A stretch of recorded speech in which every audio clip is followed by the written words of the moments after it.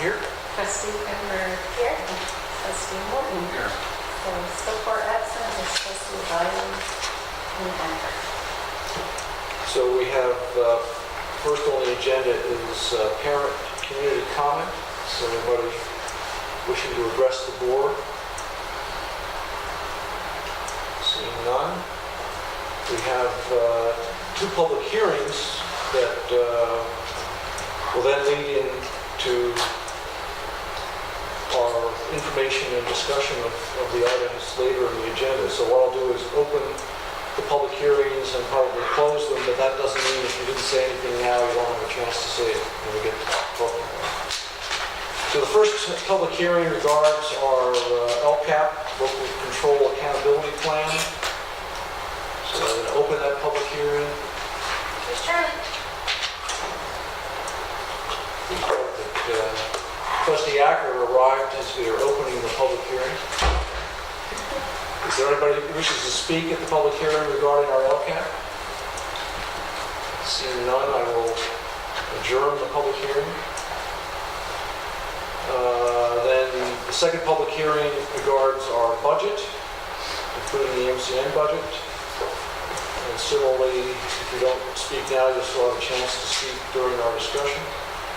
So I'll open the public hearing regarding the budget. Is there anyone who wishes to speak?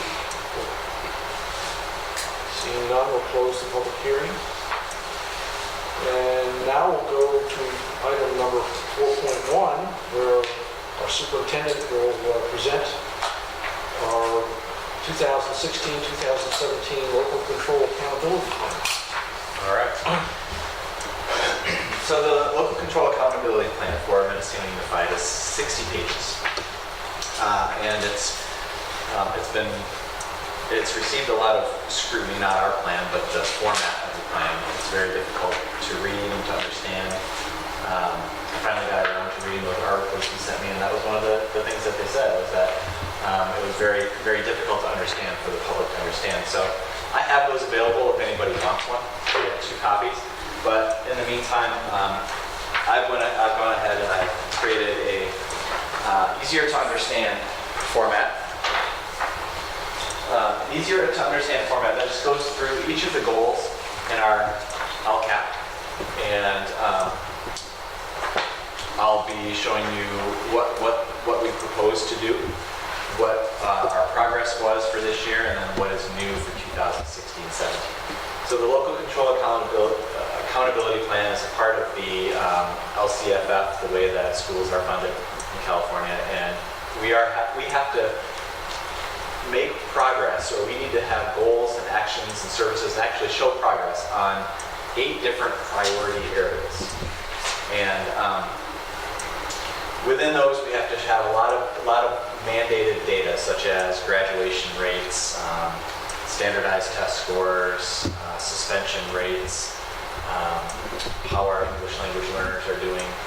And we want to try and close that gap between low-income families and EL families, and provide them enough services. So does anybody, do you have any questions? Are you wondering why I'm here? Well, I mean, it's great that you're here, but I'm specifically interested if there's any where regarding the arts, basically, specifically the performing arts involved in your LCAP.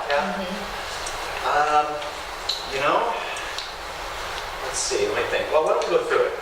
Well, unless you want to. No, that's fine. Okay. I'm happy to stay for Yeah. I off the top of my head, I can't think of a place where the performing arts is in our LCAP. Now, that doesn't mean we don't value it, we don't do it, but we have to show expenditures of about $270,000 for these various 8 priority areas. And so if there's a way that we could goal 4. Oh yeah, okay. So well, I mean, goal 4 has to do with electives and providing diverse electives. And so when we get to that one, we can talk more about that. But yeah, thanks, Sage. That's where it came up there. Okay. So let's start moving on, and then let's see if we can address that. So goal 1 has to do with our English language learners, EL students. And we have a goal that students attending the district for 3 years will be proficient in the English language after receiving EL services at our district. And then of course we're going to implement the Common Core state standards for all students. So this year we continued with our EL teacher and our CELT coordinator. That's the test that we administer for our English language learners. And this is the second year of the goal. So we don't have that 3-year window yet, but we do have some interesting data, I guess. The CELT score, the California English Language Development Test, is made up of 5 categories. And we get results on 5 categories. So we had 14 students take the CELT in 2013-14. And so if we had 14 times 5 is 70, so we have 70 possible proficient categories, and we had 7 out of 70 score proficient. In 2014-15, at the time of this publishing, we had data for 11 students. So 15 categories were scored early or advanced, which is a little better. This year we had data for 22 students as of this publishing. And so out of 110 possible categories, 52 of them were scored to be early advanced or advanced. So we're making progress there. It's just the percentage. And then of course we had 4 students that were reclassified this year as compared to 0 the 2 previous years. So we are making progress in my opinion on this. We do plan to increase the EL teacher to 75% next year. This year it started out at 40%. We increased her to 60%, and now we're going to do 75% to make sure that we have enough services at Comshi, Albion, and of course at the high school. Can I go back to, it's hard when the data changes year to year, right? Mm-hmm. And so, were these 4 students who were reclassified, which means that they are now not considered English learning anymore? Right. Out of that original cohort of 14? If my memory serves me correctly, one was not. One was newly identified as an EL student this year, but quickly progressed, or maybe wasn't as severe. And then in the 13-14, yeah, I think all the 3 other ones were. So that means 11 students out of that original cohort of 14. How many of those 11 students are still in the district? I don't have that number off the top of my head, but most of them are. Most of them are. Yeah. So it's within that group that we still have to measure whether we succeeded with goal A. Yeah, right? next year I'm really We have 1 more year yeah.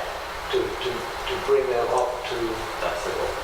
reclassification. So next year will be very important to see how we are doing that. So we'll actually have 3 years worth of.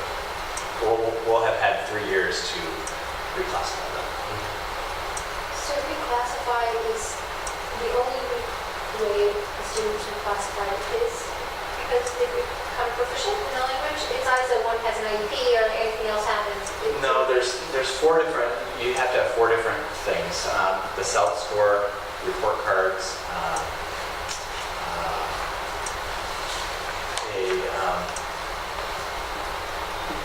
I forget what the 4 categories are, but there are 4 different things you look at to reclassify something.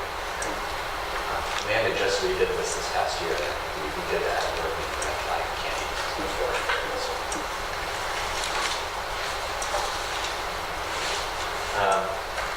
And then I have some data on the next page. Excuse me. Where did I go to? Oh, is that we go through the next one? Okay. All right. Any questions on that one so far? Goal 1. So goal 2, fewer students will be identified for specialized academic services after receiving intervention in grades K through 2. So by 3rd grade, we want to have fewer students qualify for special education by increasing our RTI program. Catching those students who have some kind of deficit and then intervening early and often. This year we actually did have 2 second grade students identified to receive specialized academic services. So in this you could say that we kind of failed in this goal because we did have some, but we're not going to be able to prevent any student with a disability from qualifying. We're still trying to really nail down our RTI program and determine our assessments and how we're monitoring our students. We have a 80% RTI teacher in grades K through, really focusing on grades K through 2. And we have increased aid time last year. We're going to continue that. We're going to continue with our full-time speech teacher. And then we're going to begin measuring low-income aspect scores. So if you go on to the next page, I hope it's there. It's yeah, there you go. Back. So first we have the K through 8 English language arts scores, and 90 students were identified low income. So these are the students on the top row and how they did in the ELAs, and then here are all. So the category I like to look at is over here. So we had 32% of our low-income students meet or exceed the standard as compared to 61% of the total population. And then in math, see 30% compared to 51%. So, if you actually disaggregated the students out, that number would be higher than 61. It would be higher, yeah. And to me, that achievement gap was pretty dramatic when I saw it. It was bigger than I expected. Was it bigger than you expected? No, that's about where I would expect it to be. And I don't have the number. Maybe I should have come with that. There's a way to find out from the state. I wonder how we compare to the state. Try to find that out if there isn't. But we did a little better at the high school. It's fewer students if you want to go down a little more. It was a little better at the high school. 16 students, and then we had 69 to 84, 47 to 54, so a little less of a gap. But I'll find out how they did statewide. I'll try to come up with that. I don't know if that's easily. One of the things that is programmatically difficult is, obviously identifying low-income students in the classroom is not an easy situation. It's something the teachers know, but the peers not necessarily know, which is Yeah, probably and a lot of teachers don't even know, they don't. actually, because it's highly confidential, the free or reduced lunch. So how do you specifically program extra assistance for students in a category where to just acknowledge that they are members of that category is considered potentially discriminatory? Well, I think we just do it for all. I think that we determine those students that did score, that nearly met and did not meet, and focus our aid support and our RTI on those students, and I bet that will increase. So by focusing on any student who doesn't succeed, that you think that'll meet the necessity? I think it'll help. That's a good question. I don't know how you do that. I mean, we could work with the teachers and the aides to make sure that they know who these targeted students are. But it seems to me that in a perfect mathematical world, the numbers would be like they are now in terms of high school compared to elementary. In other words, if school has an effect, it doesn't have an effect on the first day of kindergarten. It has an effect over time. So high school numbers should, on a consistent basis, be higher in terms of mean exceed than second grade numbers. No, I think that's true. And you also, in our small district, dealing with cohorts, the high school, was the current graduating class, which was on lots of levels a very high performing That's true. class. And so, looking at these numbers the following year, you might see a drop off, and that won't have anything to do with necessarily the instruction, just the peer group of, this particular year's 10th graders are now the 11th graders that will take the test, and we'll see it next year. Maybe not as eager learners as this year's class was. And that's what makes it so complex is you know,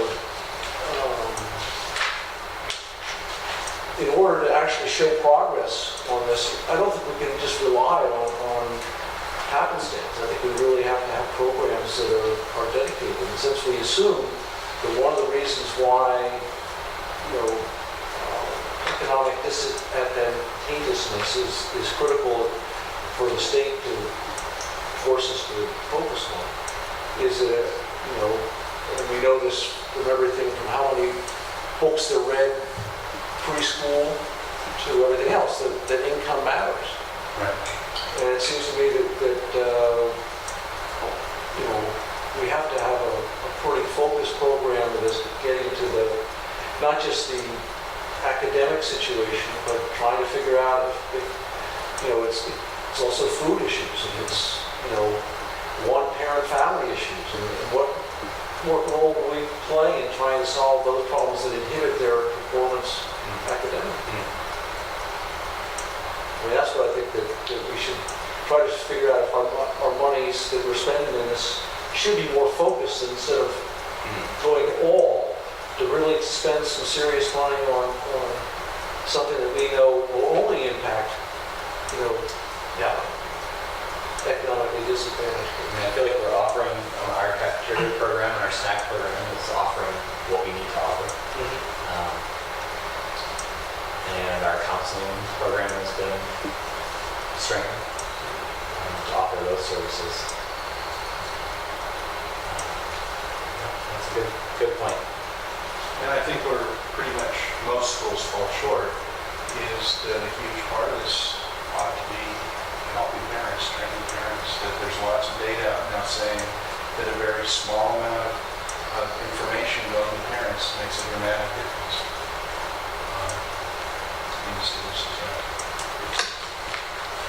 Well, I think we've talked before, you know, that our biggest obstacle are kids who have the misfortune to be in families where their parents don't particularly care. And the situation of how do you overcome that home environment that is so derogatory to a learning environment over, you know, the 12 or 13 years that they're with us. We can't throw everything, but, you know, I just think that if we really had a program that was focused at identifying, you know, those kids, and you know, we can see that the achievement gap is there, to focus on as much the non-classroom situation as the classrooms. You're not going to cure the classroom situation if you don't do something to help out on the non-classroom side of what they're bringing to school. And I'd like to say it's just kind of what we do, but it needs to be more focused. I see that, but I can't think of it'll be interesting, I guess, to look at what other districts are doing. Because I can't think of a way to do that. I can't think of a way to say, you know, to work, to provide more than, I guess, what we can provide at this point. We have a counselor who sees 65 students, and my guess is a lot of them are low-income students. So I feel like we have those two aspects really down. What else could we do? I think part of it is that there, as you say, there's a group of parents who may not care, but there's also a group of parents who are disadvantaged, and it's not that they don't care, it's that they don't know. And just saying to a parent, talk to your kid more. It's almost that simple for some families. They realize how important it is to talk to a kid. If they learn, 10 questions you can ask other than how was school today, which doesn't work. Discussion for one of our board retreats, maybe, since it's something that is a bit complicated. Maybe I put on our agenda of this retreat. Yeah, I think that makes sense. I mean, I think coming up with effective strategy to deal with this kind of disparity you know,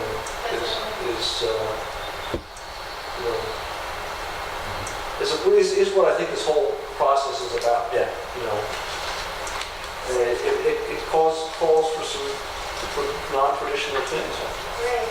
So it seems like this is the meeting that we are given the information we need to then sit and brainstorm as a group. So just urging you to go on. Is that? Only because I think it's worth a lot of attention. No, exactly. It's complicated, so I just think it would be nice to do it in a retreat. All right, goal 3. Goal 3 is including getting more parent involvement. And of course, we want all parents to be involved, but how do we get low-income and EL students, parents of EL students more involved? We did the School Smarts Parent Academy again this year. We had 6 parents, and this year we actually made personal phone calls to a targeted audience and sent personal emails. And we didn't get any of those parents attending. We offered childcare, we offered food. So it's kind of disappointing. So we're going to research new parent involvement programs next year, but we're also going to track parent attendance at every other school event, back to school nights, conferences, book fairs, you name it. We're gonna see who's attending our events, see if we can start increasing those numbers, and looking at exactly who's coming. So Include athletics in there. sure, we can include athletics, yeah. Take for a certain group of parents, if they're cheering their kids on and sometimes sport, then that might be an entree to get them more involved with it. Yeah. Yeah. In some way, we need to dream up an incentive, just to get drive them outright, but, there might be something in the program that could be enticing to encourage parents to do it. I know that one of the carrots in the course program has always been the trip to Great America. Maybe something, identify something that people would want to do, either as a family, we can then use the reward for, participation over the course of the year. Yeah, that'd be interesting. Yeah.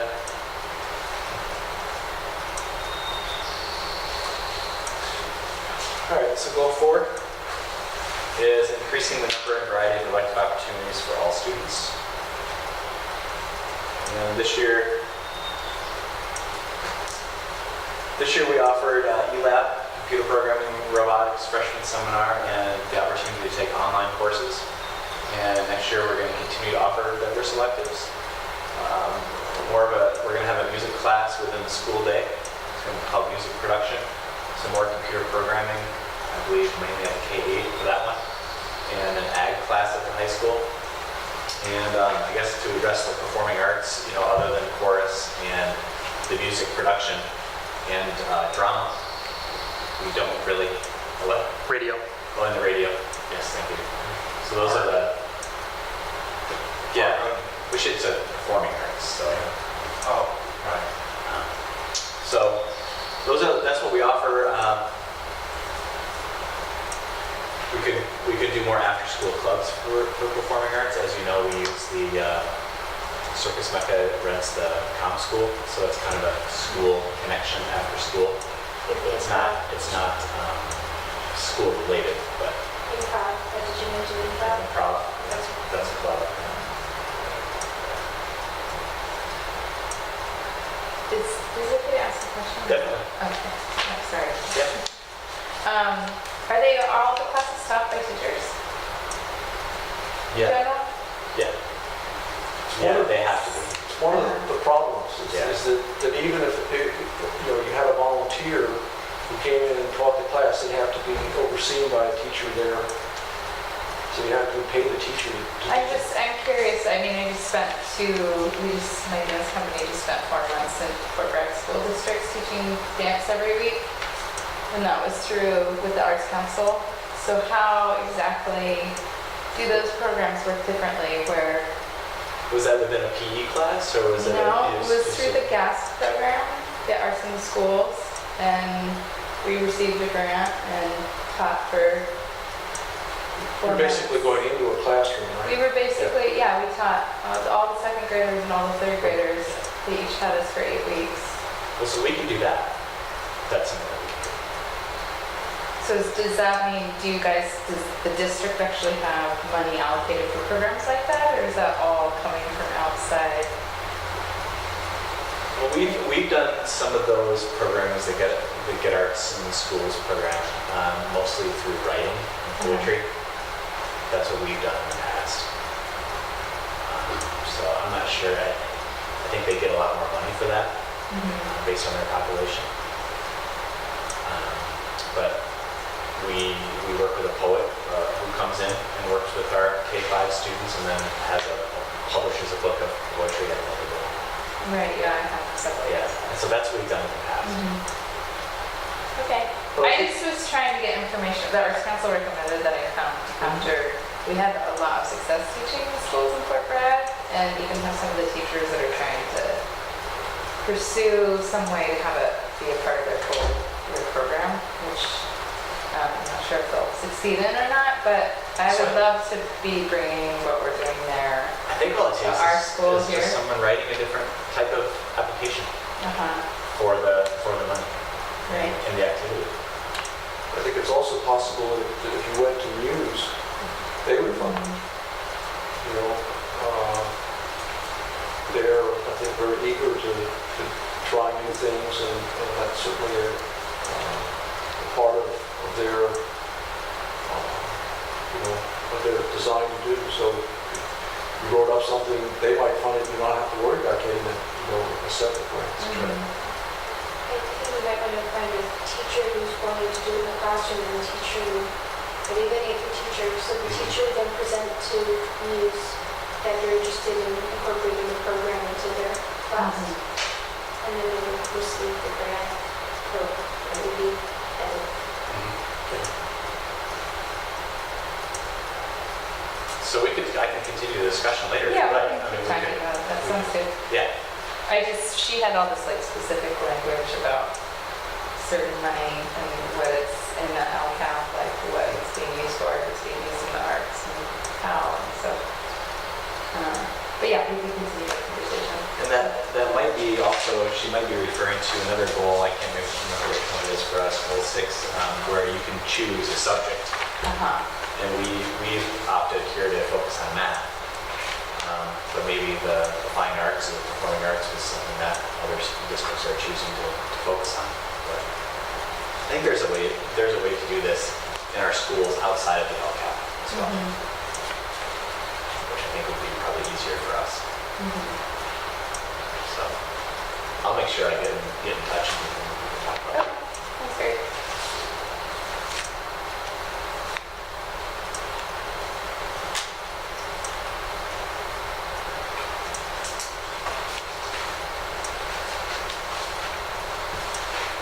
All right. Number 5? Move on to goal 5. This is increasing positive behavior choices while decreasing the number of suspensions and office referrals. So this is where we implemented PBIS at the high school. We are continuing to do PBIS here at the K-8 school. We hired a new special educator for the SEALS program. That stands for Social, Emotional, and Academic Learning Supports program. It's a special day class here at the K-8 school, as well as a lead aid. We are working towards a district mentoring program, hoping to get that off the ground in the fall. So we did all those things, and we are going to train most of our staff. That's incorrect. We're not training all staff, but we're training most of our staff in PROACT, which is it's a conflict resolution strategy to talk students down from escalating to becoming physical. It does become physical. It does provide some restraint training as well. It's required that someone at the school has this, but we want to train most of our staff. I have some data for you on the next page. Some of this stuff isn't available yet. but you can see where we track every single behavior at the K school.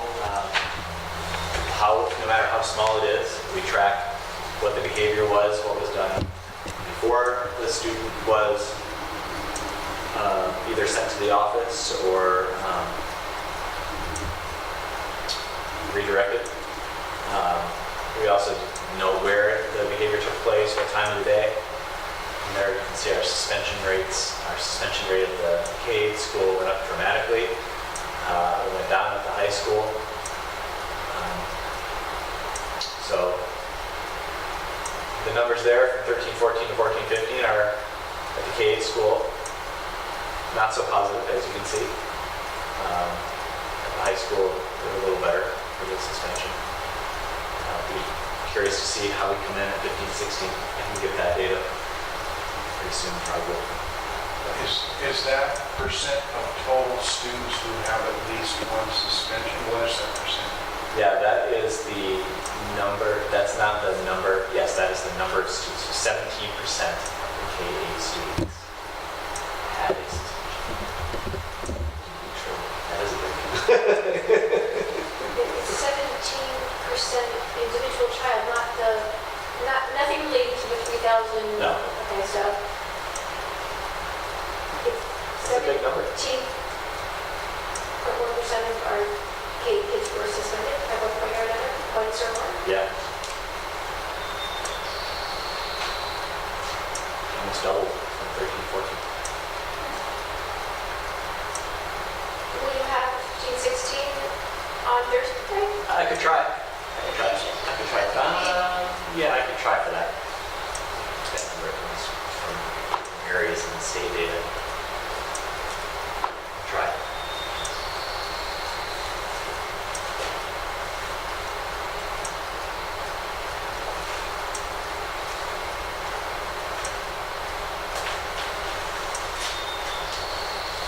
I think PBIS is going to help. I really do once we get this in place, and also our.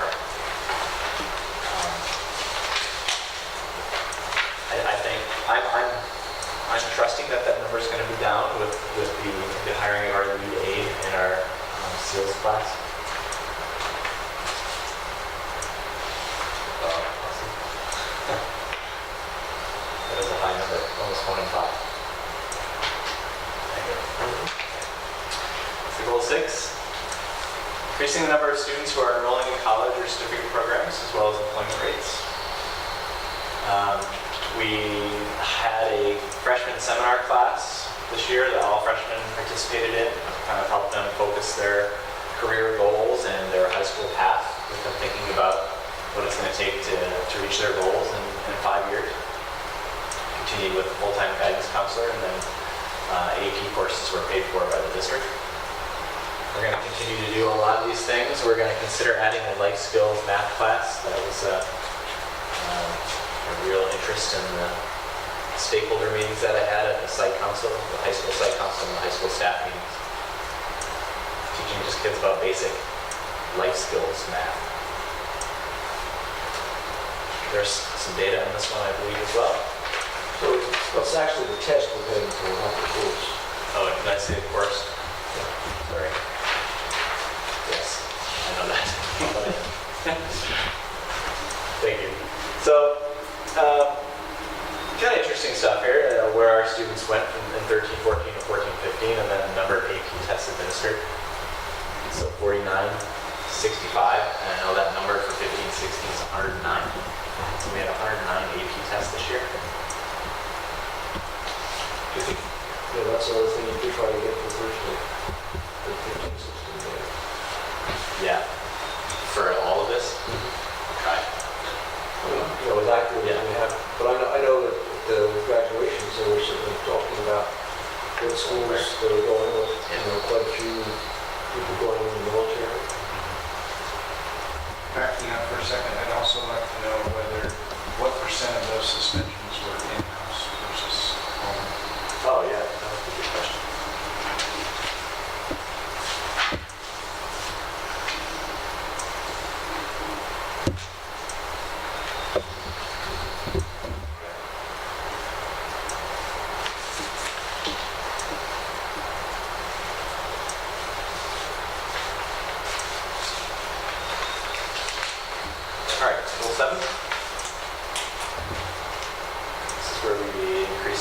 achievement across the districts. We didn't get very far as far as I had hoped as far as developing local interim assessments, local assessments, but we did hire an additional 40% algebra teacher, and that really made a difference, I believe, in the I think students' individual needs being met. I think this algebra teacher was able to really do a good job as far as easing that transition from 8th grade math to 9th grade math. So we're going to continue with that 40%. I do have just the math data on the next page, just how we did. So we're going to begin tracking that, how we do math-wise across the district. Hopefully we can get some local assessments, some better local assessments. And we may use the local assessments that Smarter Ground Consortium provides.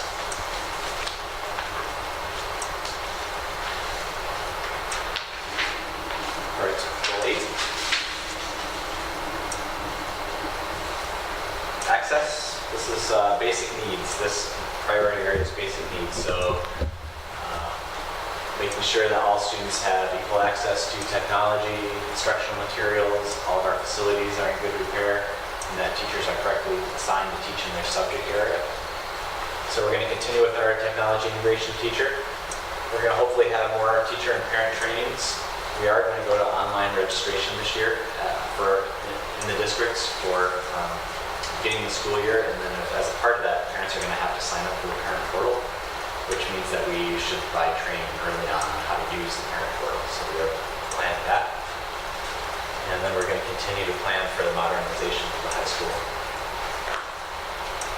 Do we have any data at all on students' internet at home?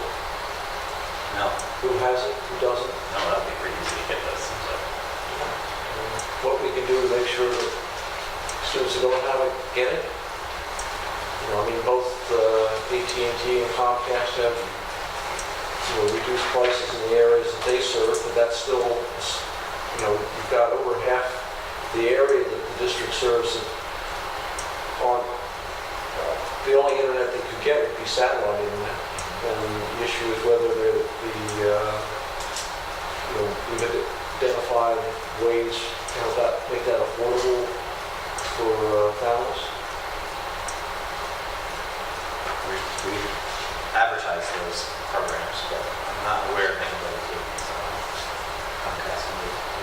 Okay, but I mean, I think that, we should definitely get data, because I think, especially if we're moving more things to requiring you be online, if teachers have online assignments and you don't have an ability to do it from home, you have to make sure you're creating, a place at school at convenient hours to allow people to do that. I'm not aware of anybody requiring that at this point, I guess. We will, if we do require online assignments. But I'm not aware of teachers requiring that.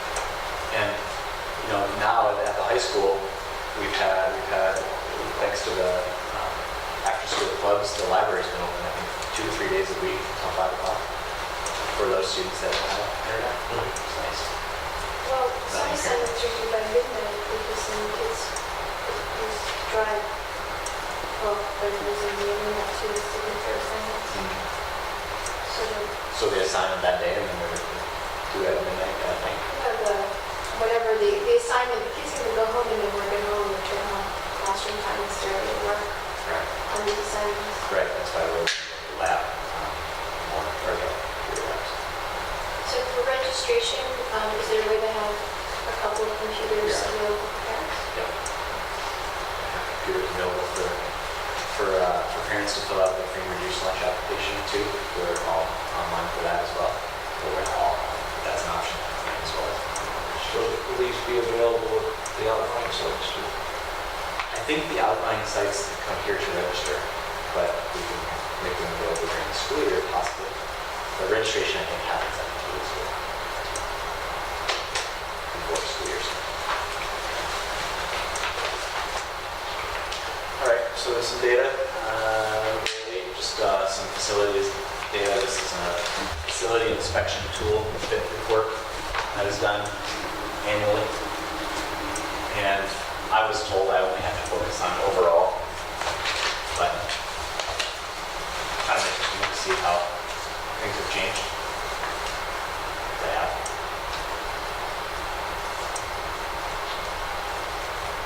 Go to the next one.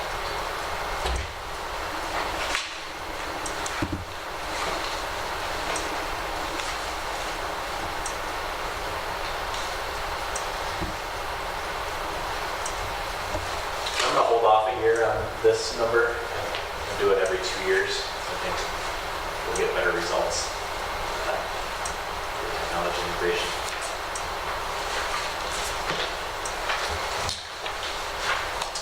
All right, so goal 9 has to do with resources to foster youth and homeless students. We're just going to maintain the level of service. We have a full-time counselor who, our psychologist is the liaison for homeless families with the county, and our counselor is the liaison for foster youth. So we are ready. And suggested that I find out how many students our counselor actually worked with this year. And she said she worked with about 65 students on a regular basis, not including the emergencies or the last minute crises. All right, so I have some homework to do. I will try and get those all that by Thursday. Huge task, well taken. Well, and this is the third year of this format, and then it'll probably go be scrapped for Yeah. next year. That's the plan. So, so it's a little frustrating, you know, that this process, which is supposed to be, you know, developing local control, that's what it talks about. You know, the state board is going to be introducing over the summer and through the fall basic requirements. The district's metrics the district has to use, how to report things, and so it will look quite different. But as stated, we're not voting on this. This has to be, presented at a different meeting than the adoption meeting. So unless there are other questions to be addressed to Jason, we'll move on to the second item, which is our annual budget for next year. Okay, thank you. So if anyone would like reading material on the budget, here's a packet for you. And which has a lot more detail than the presentation I'm planning to talk tonight. So, start out by looking at revenues, comparing 2016-17 to the current year. And you can see that the top line, there's very little change in the overall total in the budget. But there's lots of things going on underneath, especially a modest but significant increase budgeted for the secured rollless taxes. And that number is modest, but I have promised the superintendent that if when the secured rolls come out, the number is significantly different, I will right away adjust it instead of waiting until the county treasurer starts reflecting in their reports. And then we're forecasting a decrease in revenue from the District of Choice program due to decline in inter-district transfers. We're saying there will be 10 fewer, roughly. So we'll see how that turns out. Cut some revenue out for federal programs, the MA and Medi-Cal, which always, when it is provided, just comes out of the blue and is completely unpredictable. So I think pretty much every business manager in the state just budgets that when they see cash. Other state revenues down quite a bit because last year there was a lot of one-time money that the state paid. There was the educator effectiveness money, which the superintendent laid out a plan over to, make that last 3 years. So we'll be bringing a balance forward. There's no new money this year for that. And then the one-time so-called mandated cost discretionary money from the state is down quite a bit in this budget. And also, this budget was based on the May revise from the governor, but it looks like the final budget, it'll be cut up even a tiny bit more. But I don't know the per ADA number yet, but I think it won't be too bad. And then we have the CTE incentive grant increasing. So that helps offset a little bit of that cut. And then on the local revenue, that's the only thing that's really, hopefully, really coming out are the solar road rebates are ending. And then there's a bus grant that's going to be coming in, a one-time grant. And then most of that is just cutting out local donations, which are budgeted when the donation is approved. So every year they get cut out of the budget and then put back in as they're approved. And that usually includes that MEAS money that we were talking about earlier that really supports a lot of arts programs, performing arts programs. So overall, this budget has a lot less revenue, and it's mainly because of that one-time money from the state being down so much. Just briefly, this little chart shows assessed valuations over the past few years and how it's projected. You can see it is projected, the growth is sort of modest because the line's sort of flattening out there. But part of the point I wanted to make is sometimes it does go down. So that's why, we're not projecting anything to very much grow, just in case something. I just want to interject one thing, and that is, unlike most districts, which have a cushion, a regular state finance school district, if their revenue goes down, it happens 2 years out rather than immediately. In a basic aid district, if your assessments drop, you feel that right away, and you have to react more quickly because of it. And there are a couple things that can happen, not just the value of properties, but also the share of the total rolls in the county as a whole can go down if others do relatively well. So. And then this little chart is just to show, you see a little slice of the 2015-16 pie up there that I was pulling out. That's the one-time money from the state. It was 4% of total revenue, and then in the budget for next year, it's a very meager slice of 1%. And this is enrollment for the district. Just wanted to show it's been pretty steady. But it's interesting because the inter-district transfers have been dropping in the last 2 or 3 years pretty rapidly, and we're saying that net they'd be down 10 for next year. So that means there's some growth within the district that's keeping keeping the enrollment steady. So maybe my projections on the local folks, could be pretty conservative, but then there are not that many sources of revenue that are ADA based for students from within the district. There's the lottery, the mandated cost, the mandated block grant revenue, but those are relatively small. Expenses, of course, are going up. The salary line, there's a lot of pressure on, the amounts of salaries. But there was a workforce reduction and there were some retirements of some very senior folks, so that really helped to offset a lot of that. Benefits is where you see things really ballooning because, of course, you have the retirement systems with the rates jumping up, and that's going to be happening every year through 2020. So that's where a lot of pressure is coming from.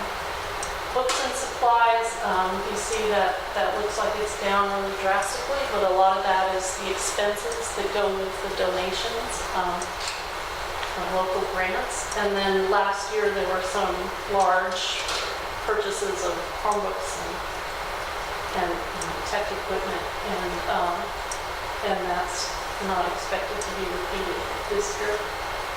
And then the services are holding pretty steady. We're just adding the bus retrofit expense that goes with that grant revenue that we saw on the page. And added a little bit of money for utilities and such, and then took out about $10,000 of tech services that sort of went along with some of those purchases last year. This slide is just to show the cumulative impact of what I'm calling labor cost factors. So these are the things that are, all those things that are pushing the costs up. So the blue area is the last negotiated increase for the 3-year agreement, which is finishing out next year, and that's relatively small because it's the smallest of the 3 years. And then there's step and column increases. And those are, in this environment where inflation is very low, those feel pretty substantial at running, around 3%. And then there are the STRS and PERS rate increases. So I've taken that out through 2020-21. So the impact, you can see it's about $1 million over this 5-year period of just, those things just sort of marching upwards. But of course the impact in the budget is mitigated by retirements and workforce, reductions and so on. So this is just the hypothetical things that would happen if there were nothing to offset it at all. Looking at the future though, isn't it true that much of that has been offset by retirements, but that in the future that's probably not going to be the case? Most retirements now happen. In terms of there was a being one of them, there was a huge surge of retirements from baby boomers who are now gone, and we have a young staff. So in the future, that would have a stronger effect on the budget because of those retirements. That's probably true. I think that there are a couple of retirements baked in for next year. And so, what I sort of said in my little memo that I wrote in this big Treakin package is, that we'll just be constantly looking for opportunities to right-size things, so looking at special education, the number of students in any given year, if there's any opportunity to, do a couple fewer aides. And there was actually a lot of savings baked into this budget for some aide retirements, some really senior folks that have been around a while, and I'm not really that certain that my assumptions about them being replaced with less senior folks will hold. I mean, it could be that those positions will be filled sort of at that level again, and then we'll have to add more expense. So, yes. But it is true. I think next year we have 2 retirements that we know of. But then after that, there will be a little bit of a lull as far as retirements go. Possibly. Yeah, We're getting pretty young. I think that's the real, moving issue for our district is, our revenues are pretty stable, but they're flat. They're only going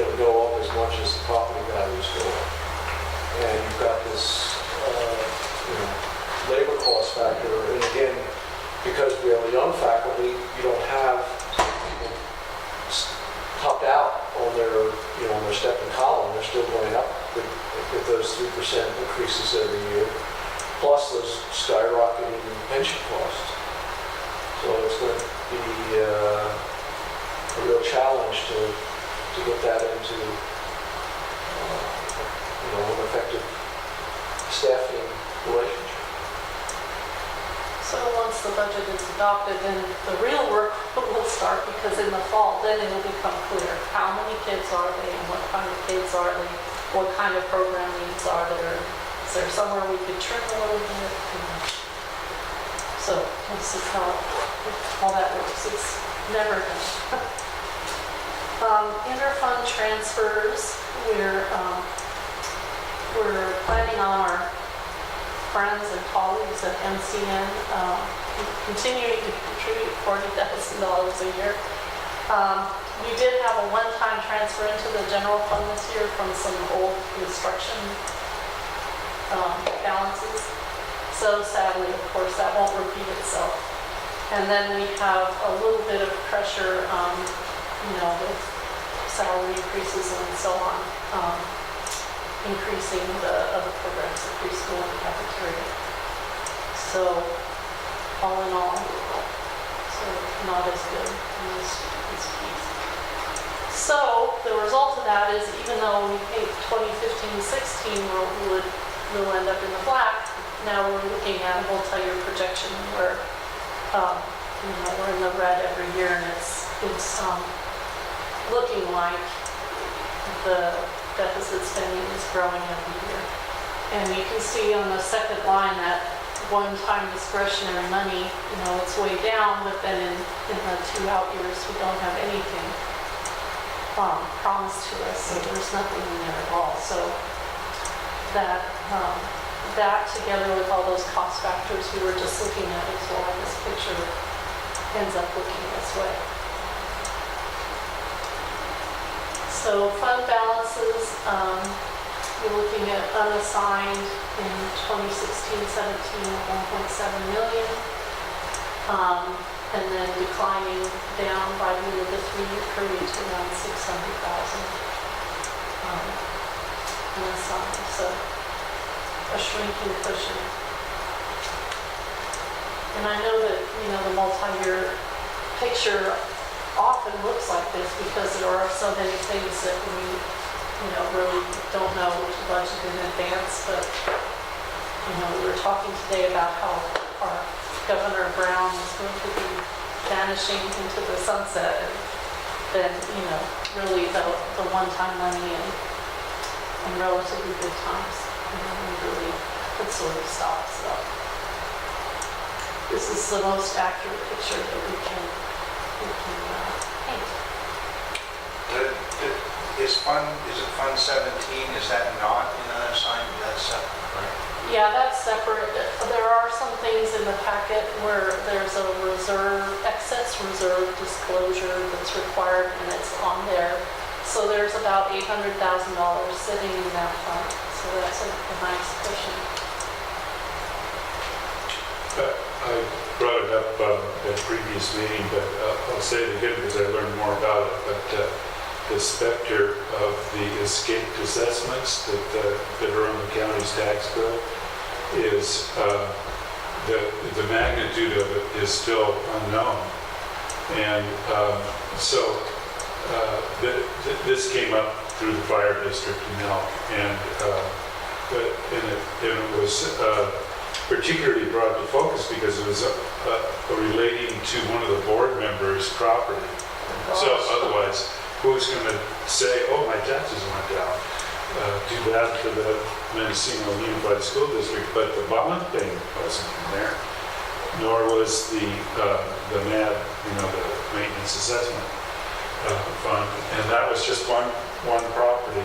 And then in looking into that, it's like you have to collect the data that the county you hope the county's looking at, and sort of audit them. And it comes out to tens of thousands of dollars. So it's, anyways, worth paying attention to.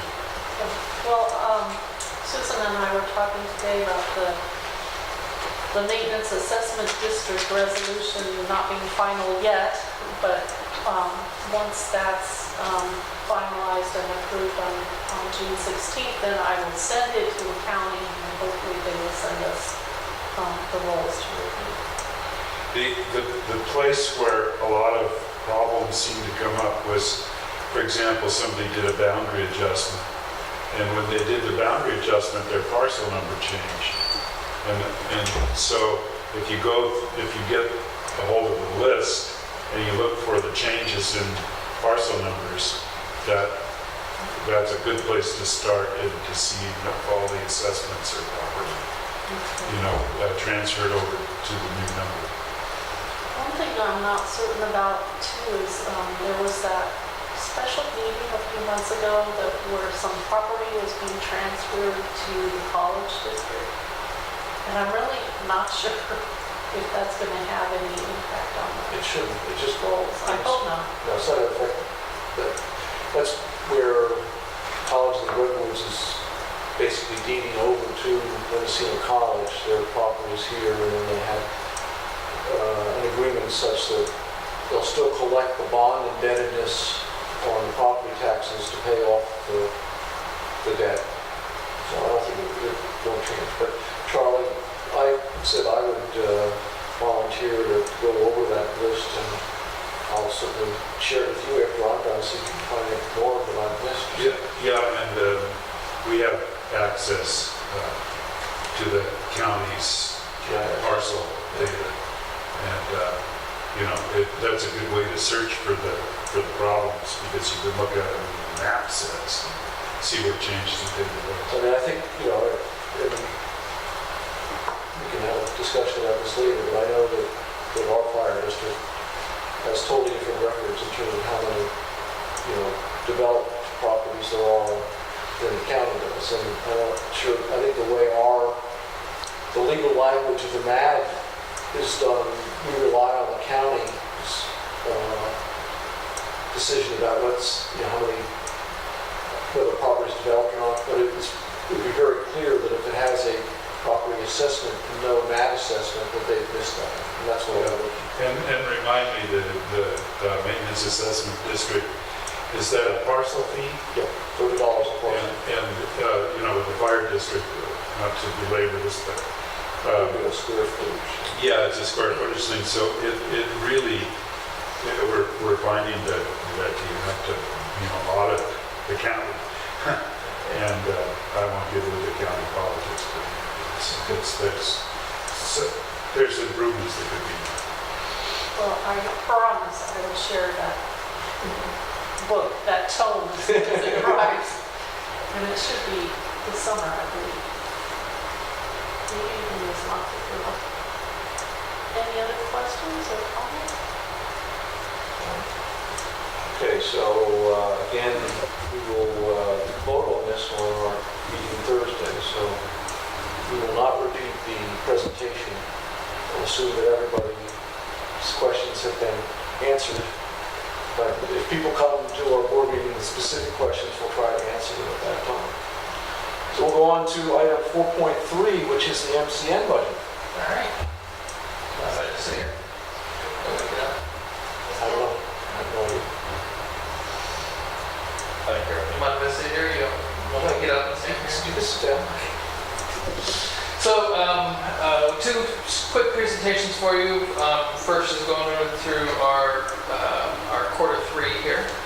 Our quarter three net results, and then our fusion update, being that fusion is our bread and butter, what we do some more anything else of. Our net assets as of 3/31 is 232,784, which is a net change of down 52,894. There's a couple of things that factored into this. The cost of the new mail system that we put in to replace Proofpoint. We ended up spending about $15,000 more than we originally budgeted at the beginning of the year. A big one is the flattening of our fusion sales, where our income numbers are not meeting our expected numbers that we were expecting at the beginning of the year. And so that brings us to, why are these numbers flattening? We did have a second fiber cut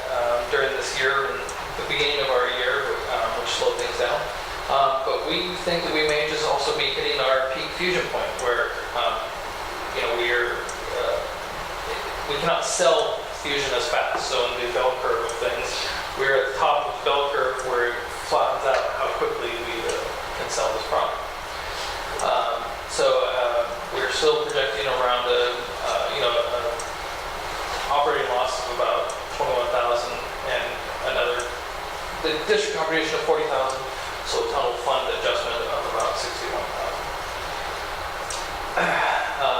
As of 5/25, when I put this presentation together, we had 1,647 active fusion circuits, which, as you can see, we're about 36% of the households in Fort Bragg, down to only 147 legacy DSL circuits anymore that are fusion eligible. We also have 637 lines in Mendocino, which compared to the dwellings in Mendocino is about 71%. We don't think that we really have about 71% of the lines. We think that these are dwelling numbers from the census data. But we do have, we are very much saturated for fusion in Mendocino. There's very little room for us to grow in Mendocino. Though the fusion numbers do get us to the point where it is more likely that we would be able to have someone come in and do a fiber deployment in Fort Bragg, Mendocino. We are definitely trying to hit those numbers. Also interesting about our legacy DSL numbers, we have about 207 convertible customers. We have about another 100 customers that are non-convertible to fusion, so about 60 customers in Comsheet, another 40 in Bay Area and other places. So we're down to just right around 300 DSL customers at this point. And our dial-up customers were at about 260. And if our conversion rates hold over the next year, at some point next year, we will have more dial-up customers than DSL customers. So it's just kind of an interesting, the tail of the DSL is coming down faster than the tail of the dial-up, because the dial-up just keeps hanging on. This is kind of so you can kind of see what I mean, that we are, hitting peak fusion. You can see, on the left is Fort Bragg, and on the right here is Mendocino. We have a lot of fusion customers, and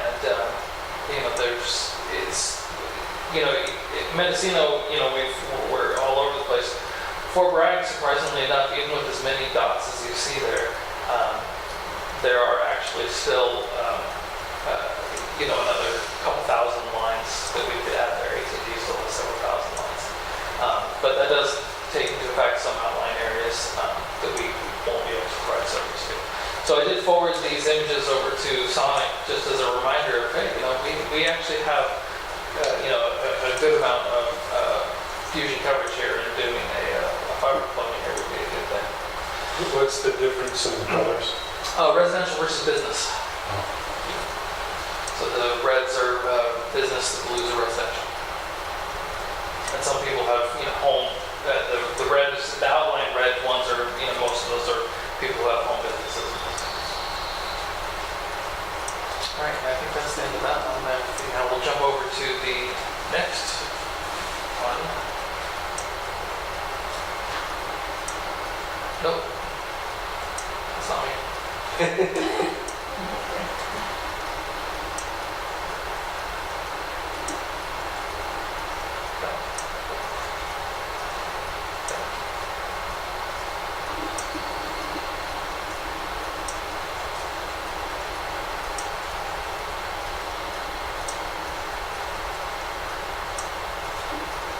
Okay, so the 16-17 budget. So right now our budget, we're projecting 2.1 million income and about 2.1 in expense with a projected profit of 56,000. After our donation to the district, we would have 40,000. We're looking at net profit of 16,891. As we look into a 3-year projection, we've slowed our fusion numbers to be a more flat rate, and we've kept our new products, such as our digital voice, and a very low uptake rate, lower number than we expect, so that we can kind of, shoot for something that we think will be relatively easily obtainable numbers, so that over the next 3 years we will, be recovering the, getting us at least back to recovering the deficit that we had in this year. So this is kind of just kind of looking at the numbers throughout the year. This is, we're looking at our budgeted, should we have income or expense here? These must be our, where's fiscal year 16, 17?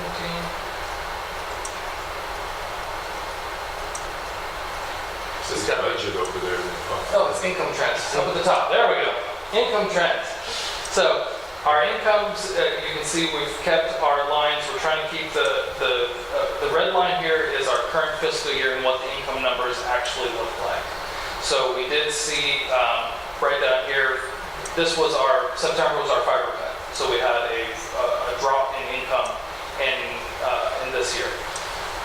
We do normally also see an uptick in income around December because we have a lot of yearly prepaid people who are their annual prepays come due in December, so we have a little bit of a bump in income each year. So we've tried to keep these lines, fairly level so that we're, to a growth rate that we think that we can achieve. So we think, like I said, peak fusion is a big consideration for this budget. We think that is definitely where we're at. The numbers for this year were actually where we thought we were going to be at next year, because we were expecting a leveling off, and it leveled off very fast. So the biggest thing that we really need to look at is bringing in new income streams so that we can bring our revenue streams up. So this is the total number of Fusion customers that we have each month, with this being the 14-15 year, and this being our 15-60. So where we get, you'll see that these lines are much flatter as we're moving forward. We're starting to see those Fusion numbers really start to level off compared to we had very good, even through there was a fiber cut here as well, and we did not see the same leveling off effect that we had. Now, the other thing that we've, as looking at these numbers, we see that these numbers level off, but then they have little bumps. Those bumps almost always correlate with when we run promotions. That we really are at a point where we're not seeing real growth in Fusion without running a promotion of some sort. Why do you think that it's peak fusion in Fort Bragg that has half the penetration? Is that a community loyalty thing? No, I think that we have a larger competition with Comcast in Fort Bragg than we do with us. I think this, it's really, competing with all three. I think that we also have a lot of businesses that we're not able to hit with the current Fusion model because we are only able to do 1 and 2 phone lines on the Fusion. Whereas as we introduce a new digital phone product, we're opening up a new small business market where we can do 5, 10, 15 lines that we weren't able to do before previously.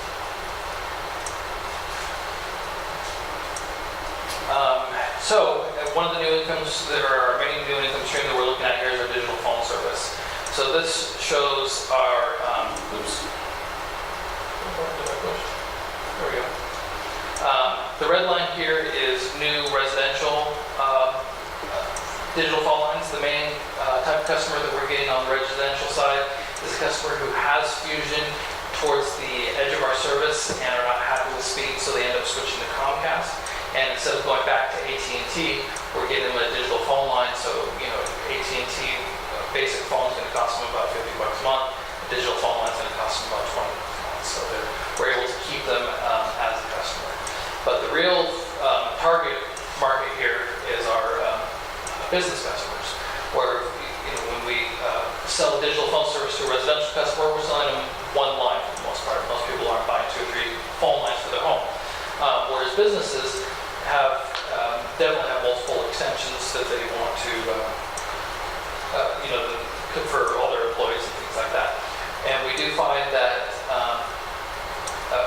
people are saving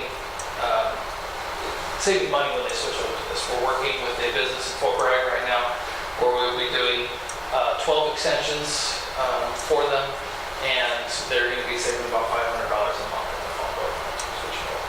So we get a big customer, and they are saving lots of money. So I think this is going to be a great income stream for us. This is also something that we can reach wider markets with. We can offer digital phone service in Ukiah and other areas where people have internet service, further reach customers who have alternate internet sources, and be able to pick up a very good profit margin product. Questions? More like a comment.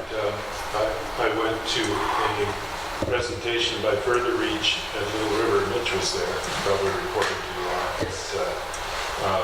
So that's, to me, that represents a good future market for digital phone service, because anybody that hooks to that, any of our South Coast connections, it's all, I can say as a customer myself now that it works really good. You know, it's super loud and clear.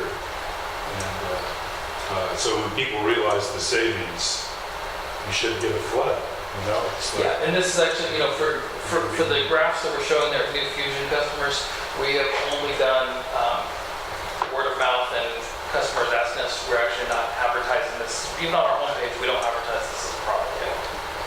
So this is just customers that we're signing up because people are coming to us with a need, and we are able to fill this need, which a year ago we didn't have a product like this for. yeah, I'd say it's probably one of the more encouraging things about the future of MCN is that Yeah, it's one of those that, you know, we've gone through several life cycles of products now. You know, we went through dial-up, we went through DSL, and now we're starting to peak on Fusion, and we, you know, have to be looking forward to, you know, what is that next product that we're going to be able to offer. Aside from Further Reach, you know, is the wireless happening on 409? We have the wireless up and running on up in Fort Bragg in the downtown area.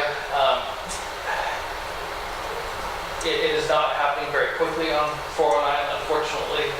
What we're finding is that there are a lot of, you know, the competition is getting here faster than we're able to get together. We don't have the man hours to rush out there and just put a project up on 409. And we've got 3 or 4 wireless companies at our door, and they've got people in the time that we don't have right now. And it's one of those that it's actually one of the things that was discussed at the CISPA conference, the California ISP Association conference. There's a lot of wireless ISPs talking about what happens when you get 2 or 3 wireless people in the market like that, and because they're on the same frequencies, so people just end up, you know, one person amplifies, the other person amplifies until it's visible for everybody, until eventually somebody gives up. And The customer's lost in the customer's lost, and it's a market that,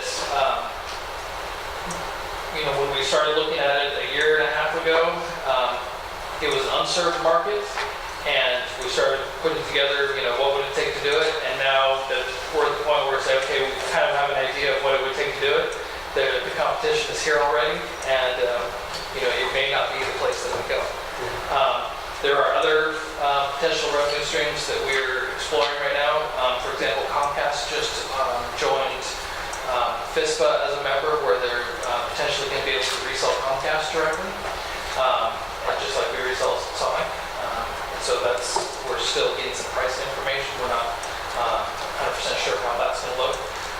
But it's, from the conference call that I was on, they were talking about, you know, that their Comcast is doing fiber deployments. They said they can run fiber into our building at MCN, and they're quoting us for the larger scale stuff. You know, like if we wanted to put a gigabit of Comcast into the MCN building, it would only cost us about $1,500 a month, which is cheap. I mean, if you look at, you guys are probably paying right around that with your E-rate, you know, for your AT&T fiber. So it's one of those, I'm sorry, 1 gig was about $500 a month, and 10 gigs was $1,500 a month.